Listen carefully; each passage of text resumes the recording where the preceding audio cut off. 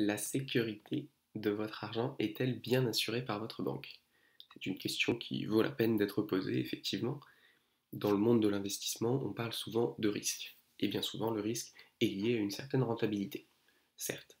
Mais il faut bien comprendre qu'il y a certains risques qui ne sont pas nécessairement rémunérés et que vous pouvez diluer puisqu'il y a des dispositifs qui vous permettent de les réduire. Un des risques principaux de ce type, c'est le risque que votre établissement bancaire fasse tout simplement faillite. Qu'est-ce qui se passe si votre PEA avec 150 000 euros dessus, l'agence, la banque fait faillite? Est-ce qu'on vous rend votre argent? Ce qu'il faut savoir, c'est qu'il y a bien évidemment des textes juridiques à ce sujet, mais qu'ils sont limités.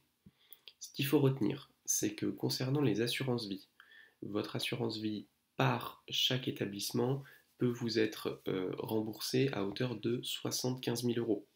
Ce qui veut dire que si vous voulez être sûr à 100%, et bien souvent quand on fait de l'assurance vie, c'est le but, c'est par exemple d'utiliser les fonds euros pour avoir du capital garanti, si vous voulez être sûr à 100% de garder votre capital, même si la banque fait faillite, alors si vous avez plus de 75 000 euros d'épargne, il faut diviser entre différents établissements bancaires, puisque à savoir que les assurances vie peuvent être multipliées, vous pouvez en avoir une, deux, trois, 10, il n'y a pas de problème. Donc ça, le garder en tête. Deuxième élément, c'est concernant le PEA. Si vous avez un PEA, là, c'est un petit peu différent, puisque vous n'avez pas le droit d'avoir plusieurs PEA. C'est interdit, et donc c'est limité à 150 000 euros sur votre PEA, mais vous n'êtes dédommagé qu'à hauteur de 100 000 euros dans le cas où votre établissement bancaire ferait faillite. Donc ça, c'est quand même intéressant à savoir. Après, je vais nuancer évidemment les propos. Le but, c'est pas de faire peur. Si vous travaillez avec des banques qui ont une certaine renommée, il est très peu probable, bien évidemment, que ces dernières fassent faillite.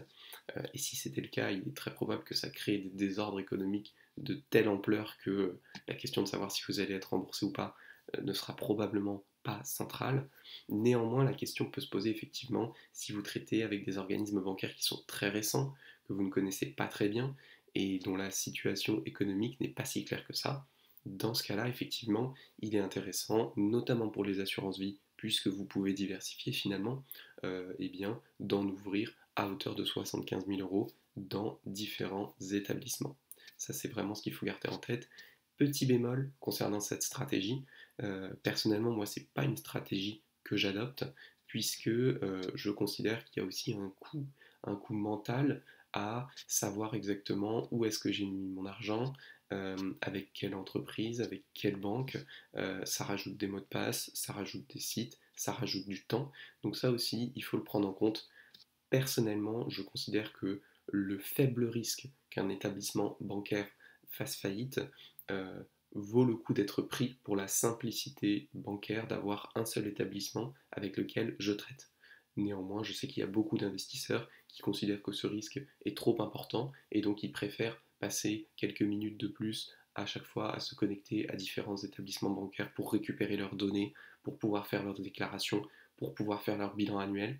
Ça, c'est un arbitrage que vous devez faire en fonction de votre croyance en ce risque et en fonction de votre tolérance effectivement à un risque minime mais qui aurait un impact extrêmement important sur votre épargne.